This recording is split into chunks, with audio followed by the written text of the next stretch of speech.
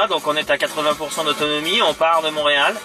Il est exactement 13h26 et le système nous annonce qu'on arrivera à Drummondville aux alentours de 14h50 avec 44% d'autonomie. Donc on verra jusqu'où le système est assez précis avec nous. Alors on y va, bon voyage.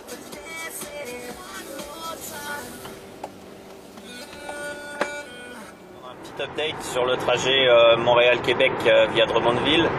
Le but c'est de pouvoir faire l'aller-retour dans la journée, donc prouver qu'on est capable de le faire. Aujourd'hui, donc là on est sur la 20, on vient de quitter le tunnel et comme vous pouvez le voir, la voiture est sur l'autopilote, qu'elle est à 118 et pour l'instant. Alors nous sommes toujours sur la 20, maintenant nous sommes à une dizaine de kilomètres du superchargeur de Drummondville. Donc nous arriverons d'ici 10 minutes sur place. Donc toujours la 20 avec son marquage, toujours sur l'autopilote. On n'a pas décroché l'autopilote depuis Montréal maintenant. Alors on peut regarder exactement un petit bilan d'où on est rendu pour l'instant. On parle de 103 km parcourus en 1h02 et on a une consommation moyenne de 209 Wh du kilomètre, ce qui est raisonnable. Il fait un petit peu frais, il fait 16 degrés dehors, donc c'est un petit peu normal. Voilà, donc on vient d'arriver au superchargeur, on vient de connecter la voiture. Donc il reste bien 40% d'autonomie tel que c'était prévu. Nous avait dit 43 en partant, on a 3% d'écart. Là je vais échanger tout simplement ma charge limite pour aller chercher le 100% sur le véhicule. L'avantage ici c'est qu'avec la batterie de 60, qui est en fait une 75, il n'y a aucun ralentissement en fait, même pour aller de 80 à 100%, alors qu'habituellement sur une Tesla on va avoir un ralentissement à partir de 70-80%, on va voir la vitesse de chargement diminuer, alors qu'ici on va voir qu'elle ne diminuera pas de ça. Donc il est 14h38, on fait un petit point tout à l'heure pour voir un peu combien de temps de recharge. Il m'annonce 50 minutes, mais très souvent on est un petit peu en dessous de ça. Notre recharge est presque terminée, il est 15h08, donc ça fait 30 minutes qu'on est sur la recharge. On est à 97%, on a rechargé 36 kW dans les batteries en 30 minutes, à une vitesse moyenne d'à peu près 450 km/h de charge, donc c'est quand même relativement rapide, même pour des superchargeurs Tesla, on est excessivement rapide. Toutes les recharges que j'ai pu faire à Drummondville ont toujours été très rapide par rapport à celle de Montréal par exemple, que je connais aussi. De retour, nous sommes à une quinzaine de kilomètres de Québec, à 58% d'autonomie de batterie.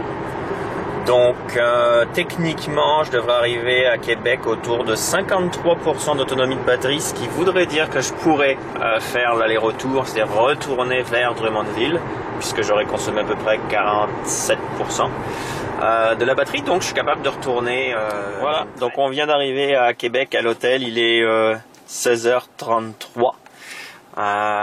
Donc on a plutôt bien roulé sur l'autopilote bien évidemment. Et puis là, on vient de mettre une petite recharge dans le parking de l'hôtel, qui est un chargeur Tesla. Donc c'est un chargeur qui va recharger à peu près à 10 kW.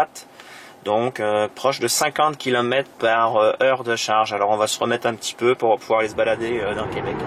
Alors de retour, pour le retour de Québec, toujours le même aller-retour dans la journée. Il est 22h44, on vient de quitter Québec à l'instant.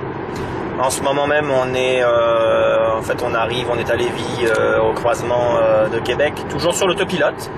Cette fois-ci, on laisse l'autopilote à 100 km parce qu'en fait, le système nous dit que pour se rendre au superchargeur de Drummondville, il va me rester un peu moins de 13% d'autonomie. Donc ça va être un petit peu plus serré, mais on va être capable sûrement quand même donc de faire l'aller-retour dans la journée sans trop de temps d'attente. De retour ici, alors on est maintenant rendu à 30% d'autonomie restante sur la batterie.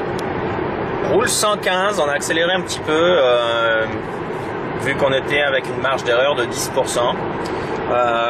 Le système ici nous annonce effectivement qu'on va arriver autour de 10% de batterie restante.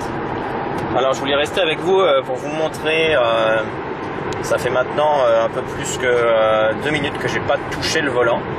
Et vous montrer un petit peu. On commence à voir la première alarme ici en bas qui me demande en fait de prendre soin de toucher le volant. Alors vous voyez, maintenant j'ai une alarme visuelle qui me dit en gros juste visuellement sans me harceler qu'il serait bien de toucher le volant. Et maintenant j'ai une alarme qui me demande de le toucher. Alors je reprends le volant en main et tout disparaît pour les 3 ou 4 prochaines minutes. Alors me voilà arrivé au superchargeur à Drummondville. Plutôt content d'être rendu parce que il ne me reste plus que 9% d'autonomie, soit à peu près entre 30 et 40 km. Le système ne nous avait pas menti, il avait dit 12% en fait en partant de Québec restant, et finalement j'ai roulé un peu plus vite que la norme. On était autour de 115 de moyenne au lieu du 100, donc j'ai consommé 3% supplémentaires, mais le système est quand même relativement précis et intéressant. Donc on va aller se brancher pour reprendre un petit peu d'énergie avant de repartir. Donc il est minuit 54, ça fait presque 40 minutes qu'on est ici. La voiture est donc passée de 9% de batterie restante à 98% maintenant. On va recharger à 100% pour pouvoir être tranquille et arriver à Montréal avec encore une petite réserve d'énergie. Alors une fois encore merci Tesla pour le chargement gratuit, et puis à très bientôt. Et voilà, c'est la fin du voyage. Il est 2h30 du matin, on a eu un petit détour à cause des charmants travaux autour de Montréal, une habitude maintenant. Et du coup ce détour là nous a épuisé un petit peu plus de batterie, mais bon, on est quand même arrivé avec 54% d'autonomie restante en fait à Montréal.